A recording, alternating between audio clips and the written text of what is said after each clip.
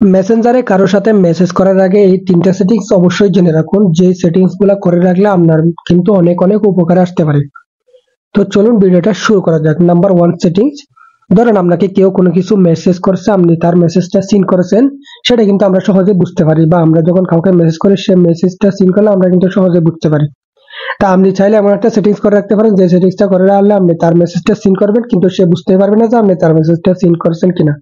এটার জন্য ওই ব্যক্তির মেসেঞ্জারে প্রবেশ করে ওই ব্যক্তির আইডিটা ক্লিক করে দিবেন। ওই ব্যক্তির আইডিতে ক্লিক করে দেওয়ার পরে এখান থেকে দেখতে পাচ্ছেন যে উপরে আই বাটনে ক্লিক করে দিয়ে এখান থেকে সোজা নিচে চলে আসবেন। নিচে চলে আসার পরে এখানে দেখতে পাচ্ছেন যে রিড রেসিপিট, সেটার উপরে ক্লিক করে দিবেন। এটার উপরে ক্লিক করে দেওয়ার পরে এই যে অপশনটা অন আছে এটাকে জাস্ট অফ করে দিবেন। এটাকে যখন অফ করে দিবেন তারপর থেকে কেউ আপনাকে কোনো কিছু মেসেজ করেছে, আপনি তার মেসেজটা সিন করেছেন কিন্তু সে বুঝতেই পারবে না যে আপনি তার মেসেজটা সিন করেছেন। এটা হলো নাম্বার 1।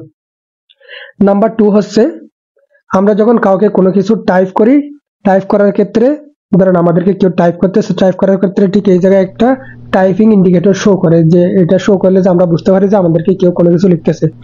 তেমন ভাবে আমরাও যখন কাউকে কোনো কিছু লিখি তাহলে ওই ব্যক্তি কিন্তু বুঝতে পারে। আপনি চাইলে এটাকেও বন্ধ করতে পারেন। এটাকে বন্ধ করার জন্য সেম ভাবে আপনি এখানে আপনার দেখতে পাচ্ছেন যে আই বাটনে ক্লিক করে দিবেন। আই বাটনে ক্লিক করে দেওয়ার পরে ঠিক এখান থেকে আবারও নিচে চলে আসবেন। নিচে চলে আসার পরে এখান থেকে দেখতে পাচ্ছেন যে টাইপিং ইন্ডিকেটর, এটার উপরে ক্লিক করে দিবেন। এটার উপরে ক্লিক করে দিয়ে এখান থেকে জাস্ট এই অপশনটা যদি আপনাদের অন থাকে এটাকে অফ করে দিবেন। এটাকে যখন অফ করে দিবেন আপনি কাউকে কোনো কিছু লিখতেছেন কিন্তু সে বুঝতেই পারবে না যে আপনি তাকে কোনো কিছু লিখতেছেন। নাম্বার 2 গেল। এখন নাম্বার 3 হচ্ছে যে, আমরা অনেক ক্ষেত্রে অনেককে কোনো কিছু ফটো সেন্ড করে থাকি, সেক্ষেত্রে অনেকে দেখা যায় যে সেটাকে ডাউনলোড করে নেয় বা স্ক্রিনশট করে নেয়, কিন্তু আমরা চাচ্ছি না যে সে ওই ফটোটা ডাউনলোড করুক বা স্ক্রিনশট করুক।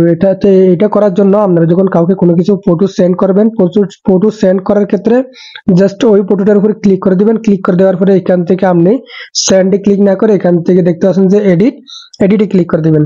এডিটে ক্লিক করে দেওয়ার পরে এখান থেকে নিচে দেখতে পাচ্ছেন যে অফ নামের একটি অপশন আছে, ওটার উপরে ক্লিক করে দিবেন। ওটার উপরে ক্লিক করে দেওয়ার পরে এখান থেকে সেন্ড করে দিবেন। এটার উপরে যখন সেন্ড করে দিবেন এখানে দেখতে পাচ্ছেন যে ভিউ ফটো, ওই ব্যক্তির ওই পাশে কিন্তু সেম ভাবে দেখাবে ভিউ ফটো। এটার উপরে যখন ক্লিক করবেন জাস্ট আপনার ফটোটা সে একবারে দেখতে পারবে, এখান থেকে না স্ক্রিনশট নিতে পারবে না ডাউনলোড করতে পারবে। এটা হচ্ছে আপনার নাম্বার 3।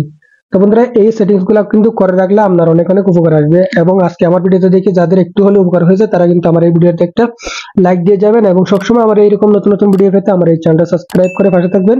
দেখা হবে পরবর্তী ভিডিওতে। আল্লাহ হাফেজ।